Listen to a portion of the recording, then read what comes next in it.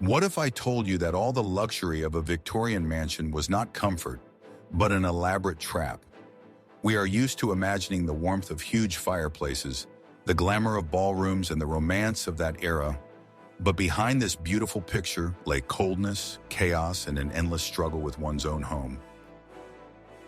The reality was that the wealthiest families voluntarily imprisoned themselves in conditions that modern people would consider completely unacceptable for living. It was a huge, cold, and uncomfortable machine, created solely for the sake of status, where the comfort of the residents was the last priority. Watch the video to the end to find out why the inhabitants of these palaces were forced to wear woolen underwear, even in summer, and how architectural grandeur turned their lives into an icy nightmare.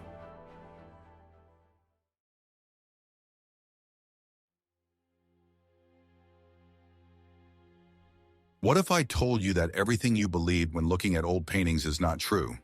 Victorian mansions were never designed to be comfortable for a specific family to live in. They were a stage, a backdrop designed to demonstrate the wealth and social status of the owner to everyone who entered. Architects of the time competed to create majestic facades and grand staircases, completely ignoring basic human needs for warmth and privacy. The house was a calling card presented to society, and that card had to look flawless, regardless of the inconveniences inside. The first thing that guests and the owner himself encountered was the overwhelming scale of the entrance area, designed to immediately show a person their place. The huge hall with ceilings reaching to infinite heights was designed so that the echo of footsteps would carry throughout the house. There was no place for soft furniture or cozy corners here. Only cold stone, marble, and statues gazing at those who entered with silent reproach. This space served as a filter, separating the outside world from the Holy of Holies, but it also set the tone for all life in the house. Here, a person felt like a small and insignificant ant in a huge stone sack. The layout of the rooms often resembled a confusing labyrinth, where logic was sacrificed for symmetry and the external beauty of the facade. Long enfilades of rooms, one flowing into another, created drafts that wandered through the house like masters. To get from the bedroom to the library, one had to walk through the gallery, the formal living room, and the music room, opening and closing heavy doors each time. Privacy in such a house was a relative concept, as the architecture dictated constant visibility. The family lived in constant motion between cold areas, trying to find at least one warm corner. The walls of these mansions were hung with heavy tapestries and paintings, not only for beauty, but also in a pitiful attempt to retain at least a little warmth. The stone and brick from which these giants were built froze through in the damp climate, turning the walls into giant cold accumulators. Even the most expensive wallpaper and wood paneling could not hide the fact that the structure of the house worked against its inhabitants. Touching a wall in winter meant feeling the icy breath of the street penetrating to the very soul. The house sucked the heat out of people's bodies, requiring constant movement to keep from freezing. The furniture in these reception rooms was arranged not for comfortable conversation, but in a strict geometric pattern. Chairs and armchairs stood along the walls like soldiers on guard duty, and it was considered bad form to move them. If you wanted to talk to someone, you had to either shout across the room or stand in the middle of the hall. It was customary to sit up straight without touching the back of the chair, which turned any rest into a physical exercise in endurance. The interior dictated posture, gestures, and even topics of conversation, excluding any relaxation. The windows in Victorian mansions deserve a special mention as the main enemies of comfort. Huge from floor to ceiling, they were designed to let in light, but instead let in cold and wind. Single glazing in wooden frames, which dried out over time, provided no barrier to the elements. In winter, thick layers of ice formed on the inside of the glass, creating beautiful but deadly cold patterns. Residents were forced to cover this luxury with several layers of thick velvet curtains. The owners of the house were hostages to their own living room, which was used only to receive visitors. This room, the largest and most richly decorated, remained closed and cold most of the time. It was opened only on special occasions, and then it took hours to warm up the stagnant air even a little. The family huddled in small back rooms, leaving the best square footage for an empty display of status. It was the paradox of wealth, owning a palace but living in a cramped cubbyhole. The floors covered with parquet or marble tiles were a particular torment, as they never warmed up. Rich carpets only partially solved the problem, leaving icy paths around the perimeter of the rooms. The ceilings decorated with stucco and paintings were so high that the heat from the fireplaces simply did not reach the bottom. All the warm air accumulated there, under the ceiling, where only flies could enjoy it if they survived in the cold. The people below remained in a zone of perpetual frost, wrapped in shawls and blankets. Architectural grandeur demanded sacrifices, and the sacrifice was the health of the inhabitants. The height of the ceiling was directly proportional to social status and inversely proportional to the temperature in the room. Thus, the Victorian mansion was not a fortress, but rather a gilded cage with excellent ventilation. The owners spent huge fortunes on the construction and maintenance of houses that were completely unsuitable for normal living. It was a triumph of form over substance, where appearance meant everything and human comfort meant nothing. We would be very interested to hear your opinion. Would you be willing to sacrifice comfort for the sake of living in such a palace? Please share your thoughts in the comments.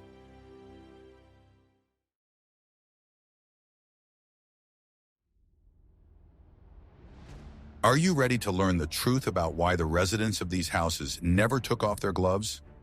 The main pervasive problem of Victorian life was the cold, which could not be dispelled by any means.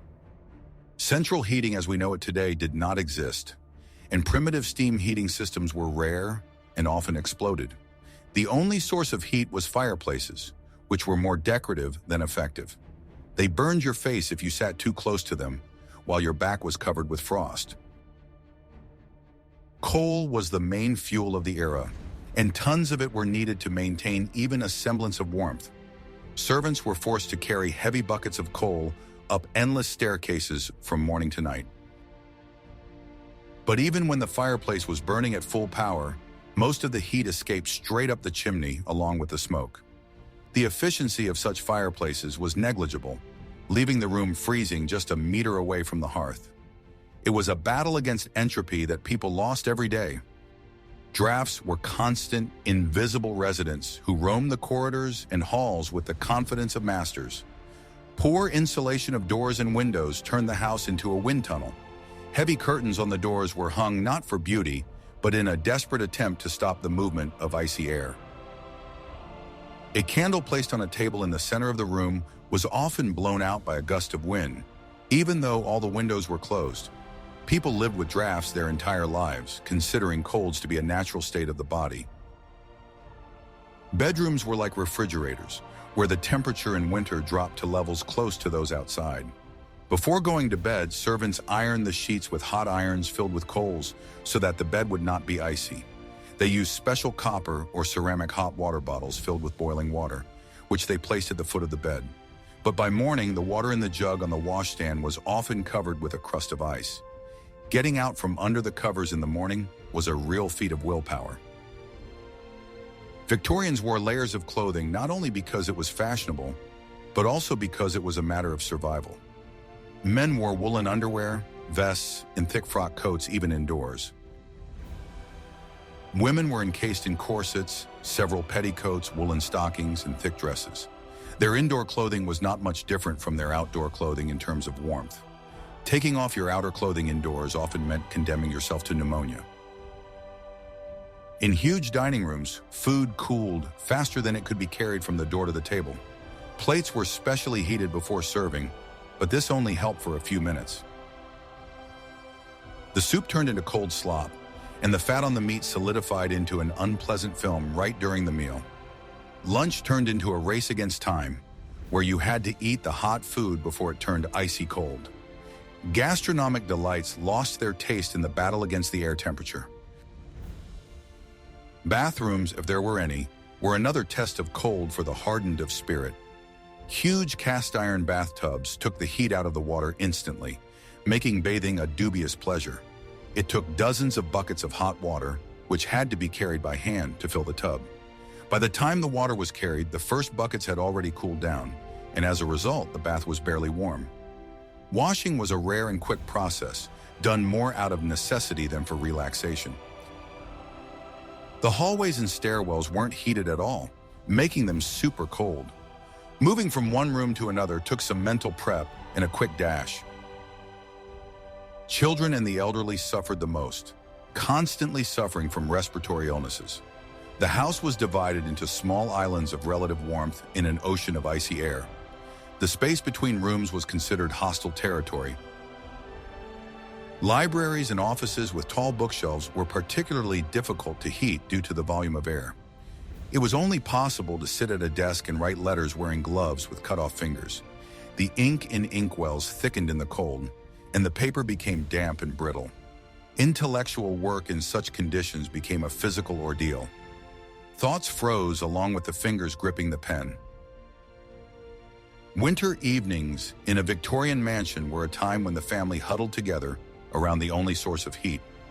All conversations and activities took place within 2 meters of the fireplace grate. Beyond that was a zone of darkness and cold, where no one ventured unless absolutely necessary. This forced closeness was the only upside to the dreadful climate inside the house. But how did they cope with the other scourge, the perpetual twilight that reigned in these huge halls?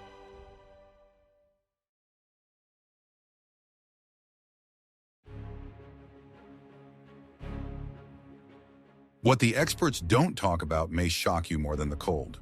The Victorian mansion was not only cold, but also an incredibly dark place where sunlight was a rare visitor. Heavy velvet curtains, designed to protect against drafts and furniture fading, were almost always drawn or half closed. Inside there was perpetual twilight, creating an oppressive atmosphere and hiding the corners of rooms in deep shadow. People lived in twilight, which inevitably affected their vision and mental state. Before the advent of electricity, the main sources of light were candles, oil, and later gas. But all of these were expensive and had side effects. Wax candles were an expensive luxury, affordable only for ceremonial halls, while ordinary rooms used tallow candles, which smoked and smelled bad. The fat dripped onto furniture, carpets, and clothing, leaving stubborn stains. Hundreds of candles were needed to light a large living room, and they had to be changed and trimmed regularly. This was a constant job for an entire army of servants. Gas lighting, which replaced candles, brought with it new, even more serious problems. Gas provided brighter light, but burned oxygen in the room at a catastrophic rate. The rooms became stuffy, the air was stale and heavy, causing headaches and fainting spells among ladies in corsets. In addition, the open flames of gas lamps were a constant fire hazard. One awkward movement, and a long dress or curtain could burst into flames like a torch. But the most formidable enemy was the soot emitted by gas lamps and coal-burning fireplaces. The greasy black soot settled on absolutely everything: walls, ceilings, expensive furniture, upholstery, paintings, and people's faces. By evening, snow-white collars and cuffs turned gray, and a black streak appeared under the nose. Cleaning soot was a Sisyphean task. It reappeared as soon as it was washed away. Houses slowly but surely blackened from the inside, becoming saturated with dirt.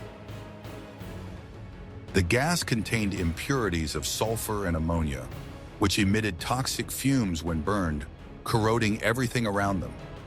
The gilding on the frames faded, the leather bindings of books crumbled to dust, and silver blackened in a matter of days. Potted plants died almost instantly in such an atmosphere, unable to withstand the chemical attack.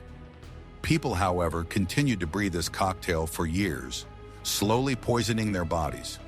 The pallor of the Victorians was not only a fashion, but also a consequence of chronic carbon monoxide poisoning. Due to the lack of light, interiors were decorated in dark, rich colors to hide the settling dirt. Burgundy, dark green, brown, these colors dominated, further absorbing the meager light from the lamps. It was a vicious circle. Darkness required fire, fire produced soot, and soot forced interiors to be dark. Light-colored wallpaper and furniture were an unaffordable luxury that only those with country residences and clean air could afford. Reading or needlework in such lighting was a real test for the eyes. People were forced to sit close to the light source, straining their eyes to make out small print or embroidery stitches. Myopia became an occupational hazard for the aristocracy, who spent their evenings in semi-darkness. Glasses were considered a sign of old age or infirmity, and people tried not to wear them in public. Mirrors in massive frames were hung not only to admire oneself, but also to multiply the light. They were placed opposite windows and candelabra, trying to catch and reflect every ray. Crystal chandeliers also served this purpose, refracting light and creating the illusion of brightness. But even with these tricks, the corners of the rooms were still plunged into impenetrable darkness. Light was a marker of social status within the house itself.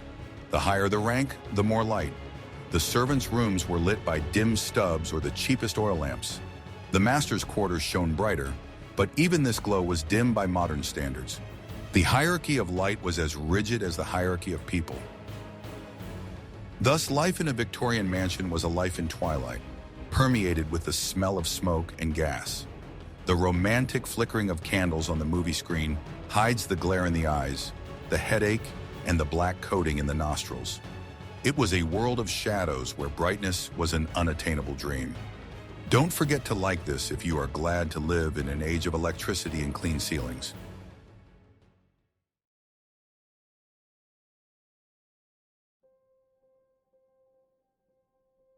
Guess how many kilometers a person walked per day just living in their home?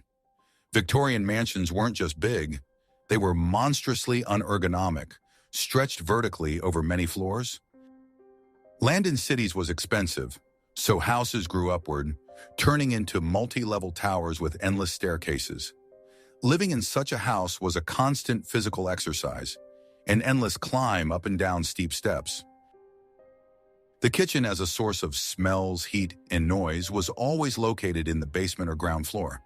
The dining room was on the first floor, and sometimes on the second floor, which created a logistical nightmare.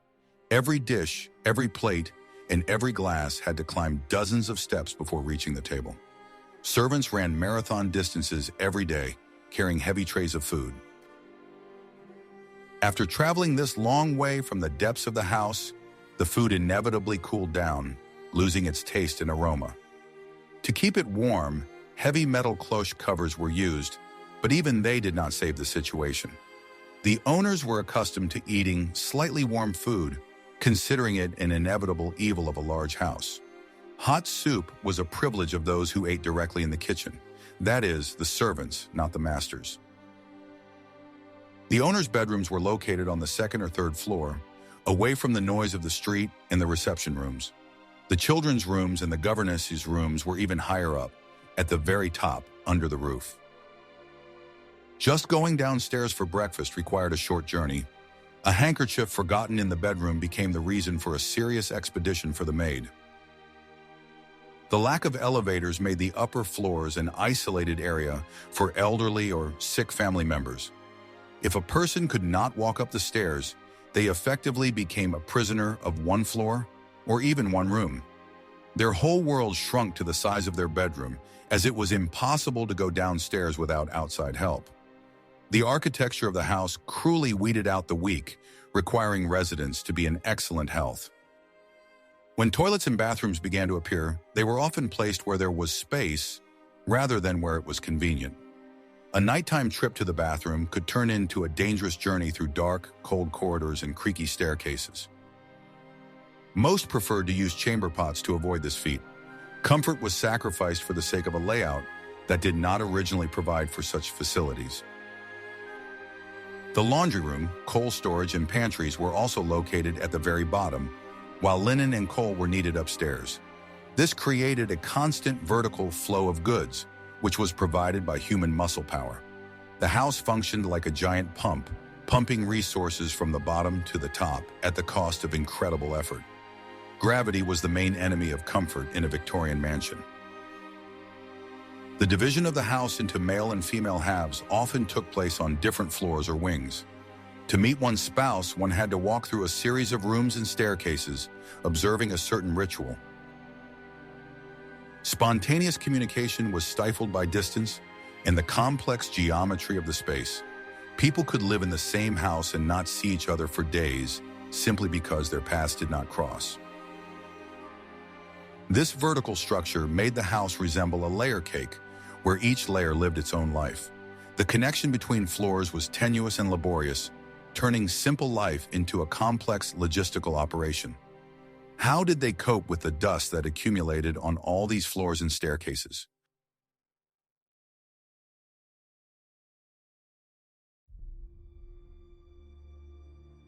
The Victorian interior was a real magnet for dust, dirt, and all kinds of debris.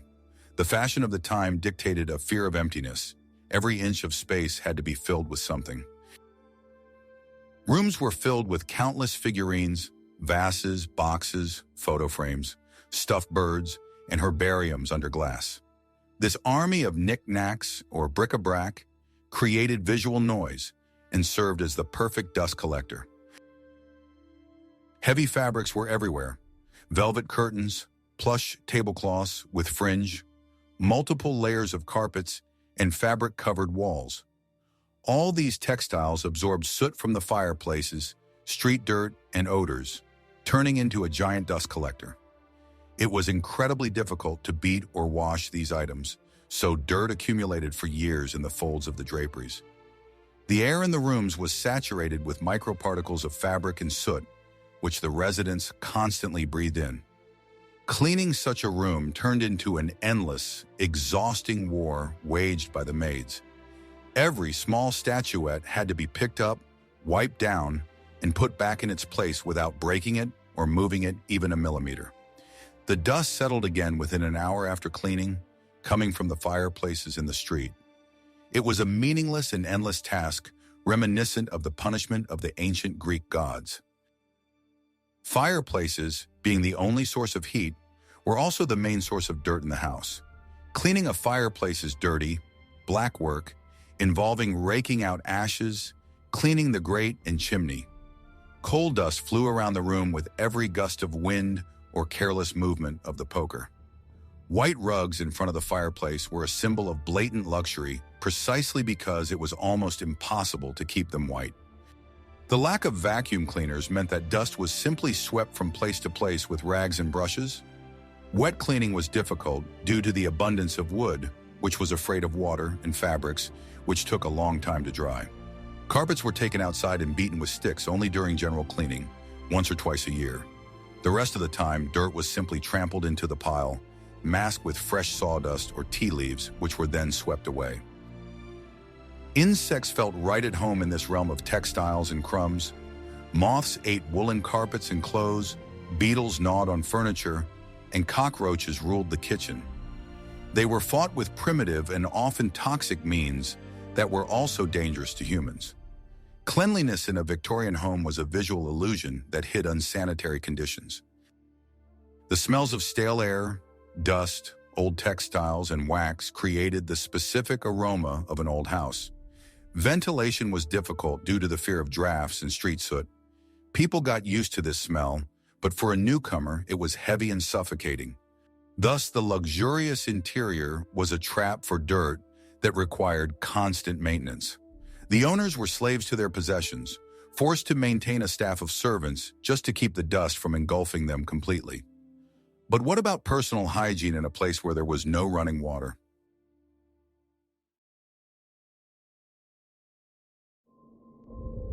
Are you ready for the shocking truth about how the Victorian aristocracy smelled? We are used to seeing perfectly clean ladies and gentlemen in movies, but the reality was much more smelly.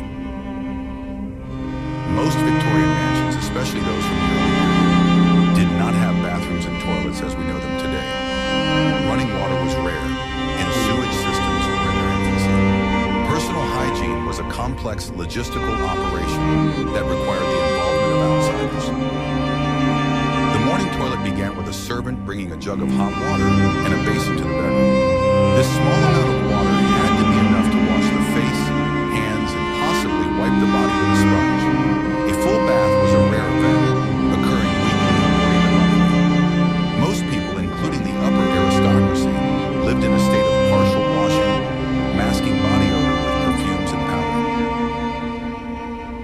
first water closets appeared, they were often installed in inconvenient places, such as converted cupboards or under the stairs. There was no ventilation in such cubicles, and the pipes were primitive and often clogged. The flush was loud and inefficient, alerting the entire house that someone had visited the toilet. Aromas from the sewer pipes often broke back into the house due to the lack of water seals. Laundry was another nightmare that took place in the bowels of the house. Huge pots of boiling water, caustic soap, steam, and hard manual labor. That was what laundry looked like. Laundry was dried in the same place, in the basement or in the courtyard, where it could become soot-stained. Clean laundry was a sign of wealth, as washing was expensive and damaged fabrics. Teeth were cleaned with chalk or charcoal-based powders using rough brushes or cloths. Dentistry was torture, so rotten teeth and bad breath were the norm even for young people. Smiling with your mouth closed in portraits was not only a matter of etiquette, but also a way to hide the terrible condition of your teeth. Shaving was a dangerous procedure for men, requiring a sharp razor, hot water, and a steady hand. Many preferred to use the services of a barber or valet to avoid cutting themselves. Cuts often became infected due to unsanitary conditions, which could lead to serious consequences. The concept of cleanliness was very different from today's. Something that looked white was considered clean, not something that was sterile. The visible cleanliness of cuffs and collars was more important than the cleanliness of the body under the clothes. Lice and fleas were not uncommon even in wealthy homes, hiding in elaborate hairstyles and wigs. Thus, behind the facade of refinement lay a world of unpleasant odors and dirty secrets. Luxurious dresses and tailcoats were worn on bodies that had not seen water for weeks. How did the owners and their numerous servants get along in such cramped and unsanitary conditions?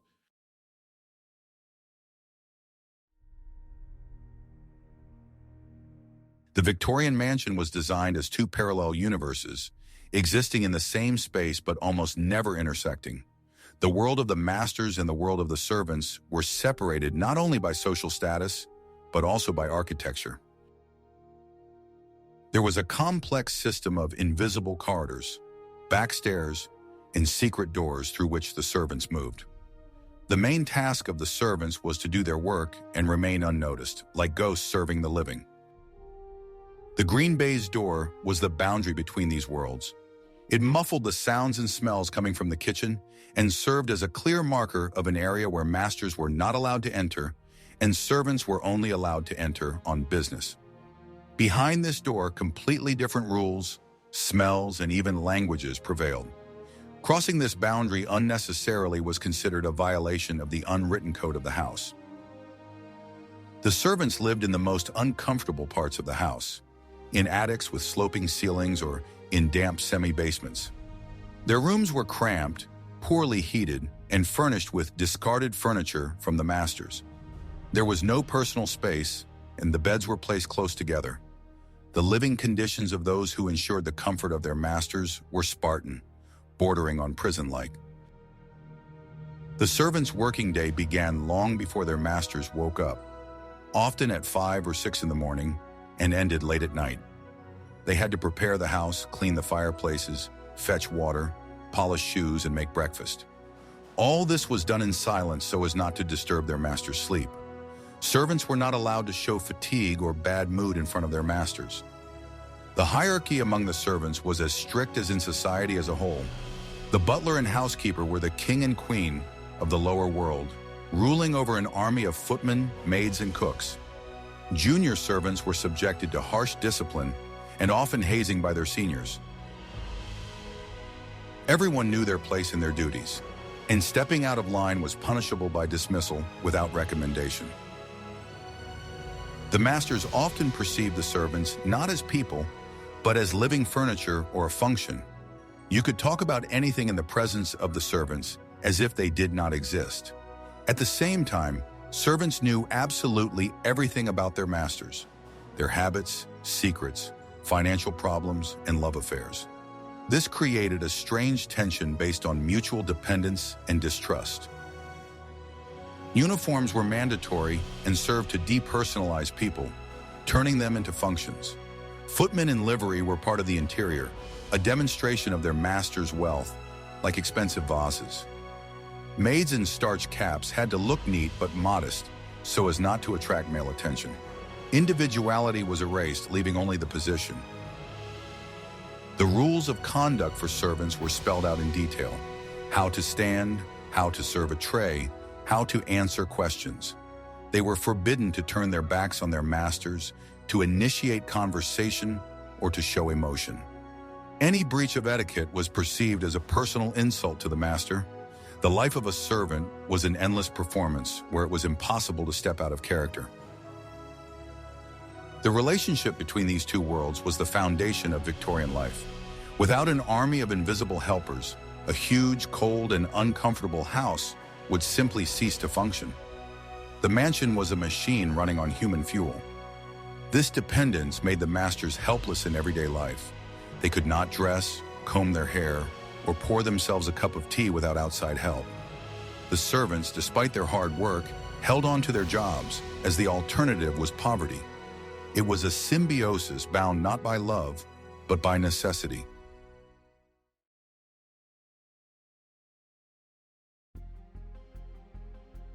Within the world of the gentry, there was another division, one based on gender and time.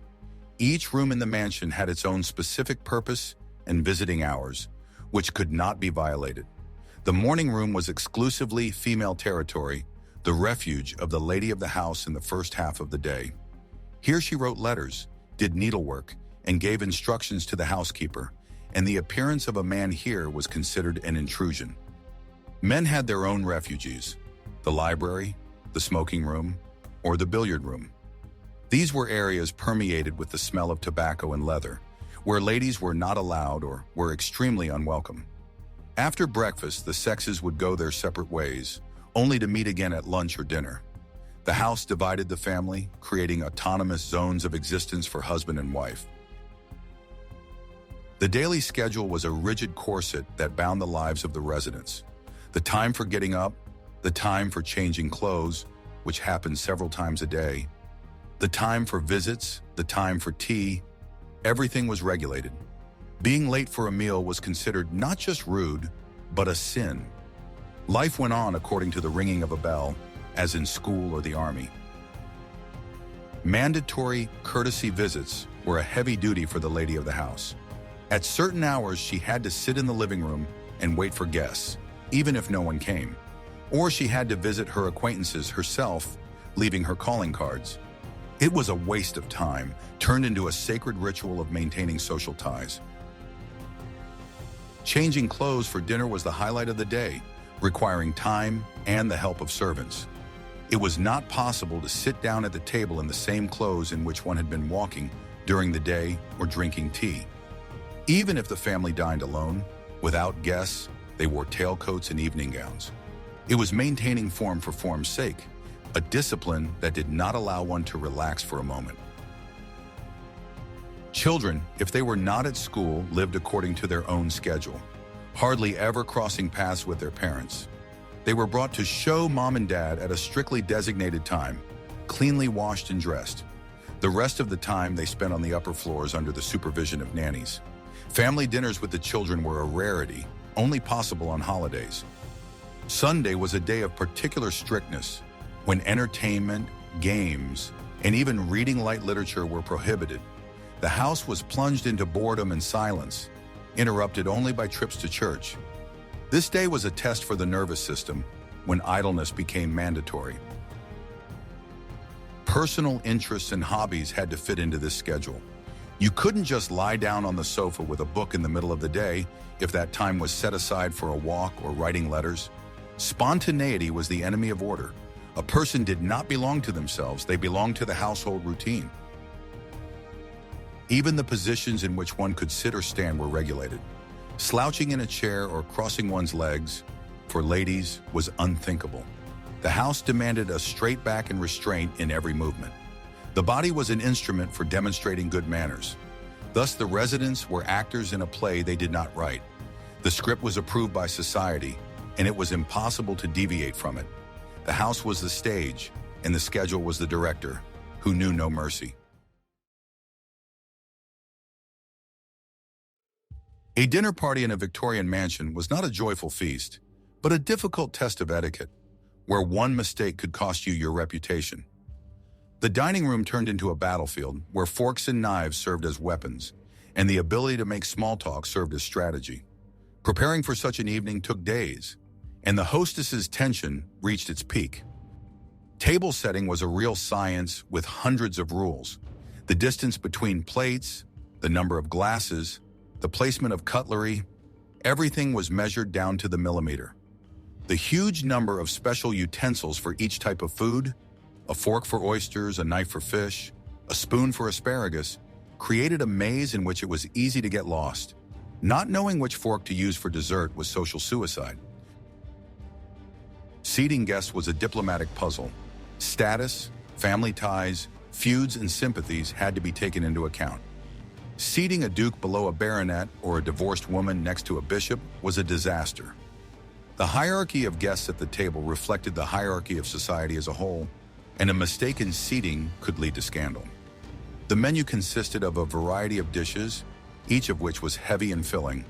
Meat, fish, game, puddings, jellies, all had to be tasted, but without overeating. The ladies' corsets and the gentlemen's tight waistcoats turned this gastronomic marathon into a torture of squeezing internal organs. Gluttony was considered vulgar, but refusing food could offend the hosts. The servants who served the dishes had to be invisible shadows. Their hands in white gloves appeared out of nowhere and disappeared. Any noise, the clatter of a plate, or a spilled drop of wine was a serious offense. Behind each guest stood a footman, ready to fulfill their every wish, which created a feeling of constant surveillance. After dinner, it was time to split up. The ladies went to the living room to drink tea, while the gentlemen stayed at the table with port wine and cigars. This was a time when they could loosen their ties a little and talk about men's topics. For the women, however, the evening continued in the same tense atmosphere of social pleasantries. Mistakes at dinner parties were remembered for a long time and passed on by word of mouth. Someone took a knife in their left hand, someone started eating before the hostess did. These little things could close the doors of the best houses. The fear of making a mistake poisoned the taste of even the most exquisite dishes. Dinner was the culmination of a display of status. The finest silver, the finest porcelain, the finest wines. All of this was put on display to affirm one's position in society. Guests evaluated not so much the taste of the food as the cost of the reception. As a result, dinner was work, hard social labor. The pleasure of conversation and food was secondary to observing the ritual. The dining room was an altar on which naturalness was sacrificed for the sake of propriety.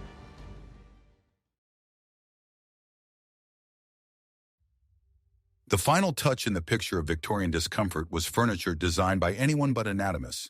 Chairs, sofas, and armchairs were designed to be looked at, not sat on. Straight backs, hard seats, uncomfortable armrests, all were designed to keep the body in shape, preventing it from relaxing. The concept of sinking into comfort was absent from the vocabulary of furniture makers of that era. The carvings on the backs of chairs often dug into the back of the person sitting, reminding them to maintain good posture. The seats were so shallow that your feet either dangled in the air or your knees pressed against your chin. An exaggeration, of course, but the discomfort was real. It was especially difficult for ladies in crinolines and bustles to find a comfortable position among the cushions and bolsters, which were more of a hindrance than a help. Massive wardrobes and sideboards loomed over people like rocks, creating an oppressive feeling. The furniture was dark, bulky, and heavy, impossible for one person to move. The interior was static, frozen once and for all. Changing the position of a chair meant violating the sacred symmetry of the room. The beds were high, requiring a special stool to climb onto them. The mattresses and bedding, stuffed with horsehair or wool, became lumpy over time. The canopies over the beds collected dust and prevented air circulation, creating a stuffy cocoon. Sleeping in such a fortress did not always bring rest. The lack of ergonomics also affected workplaces. Desks were beautiful, but often had an uncomfortable height or insufficient space. Secretaries with hinged lids were narrow and unstable. People had to adapt to the furniture, rather than the furniture adapting to them.